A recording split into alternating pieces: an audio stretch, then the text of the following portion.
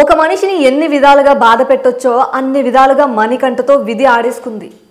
పుట్టిన 2 ఏళ్లకే తండ్రి చనిపోవడం, ఆ తర్వాత తల్లి రెండో పెళ్లి చేసుకోవడం, ఆ రెండో భర్త మణికంఠతో సరిగ్గా ఉండకపోవడం, ఇంతలో తల్లికి క్యాన్సర్ రావడం, ఆమె చనిపోవడం, అనాథైన మణికంఠ చిన్న వయసులోనే ఓ తోడు కోరుకొని పెళ్లి చేసుకోవడం, ఓ కూతురు పుట్టడం, తన కూతురులోనూ తన తల్లిని చూసుకొని ఆనందపడే లోపే భార్య కూతురికి దూరమై మళ్ళీ ఒంటరి కావడం, చేతిలో డబ్బు లేదు, కెరియర్ లేదు, నా అనేవాళ్ళు లేరు, కట్టుకున్న భార్య కన్న కూతురు దూరమై ఆ 25 ఏళ్ల కుర్రాడి జీవితం తలుచుకుంటేనే బాధగా అనిపిస్తుంది.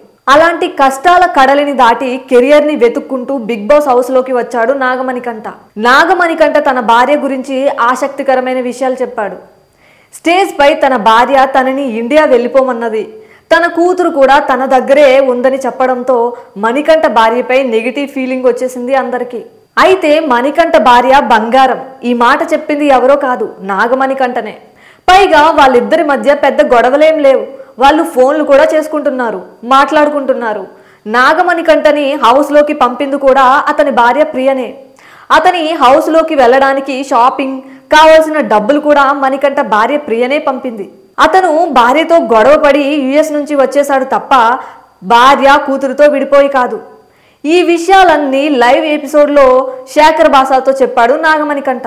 తను చేసిన మిస్టేక్ లేదు, నేను చేసిన మిస్టేక్ లేదు, తను చాలా మంచిది, నా రాత అలా ఉంది, విధి ఆడిన నాటకం, నా కూతురికి ఏడాది, నా కూతురికి నేను రెస్పెక్ట్గా ఉండాలి, నా కూతురికి సంపాదించి పెట్టాలి, మొన్నటి వరకు నేను భర్తనే కానీ ఇప్పుడు తండ్రిని, ఏదేమైనా సరే నేను ఇక్కడ నుంచి కదలను, కొట్లాడైనా సరే ఏడ్చైనా సరే నేను ఇక్కడే ఉంటాను, కప్పు కొట్టాలని అనుకోవడం లేదు, ఉండాలని అనుకుంటున్నా, నేను అత్యాశకి పోవడం లేదు.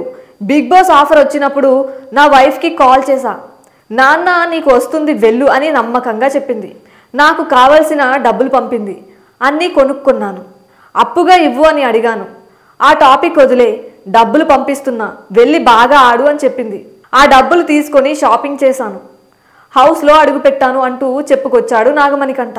మొత్తానికైతే హౌస్లో అడుగుపెట్టిన 14 మంది కంటెస్టెంట్స్లో నాగమణికంఠ లైఫ్ స్ట్రగుల్స్ చాలా పెయిన్ఫుల్గా అనిపించాయి. అంతేకాదు మనిషి కూడా నాగమణికంఠ పేరుకు తగ్గట్టుగానే మన పక్కింటి అబ్బాయిలాగే కనిపించాడు. అతని బిహేవియర్ చూస్తుంటే ఆ హౌస్లో అతను టార్గెట్ అవుతాడు అనడంలో సందేహం లేదు.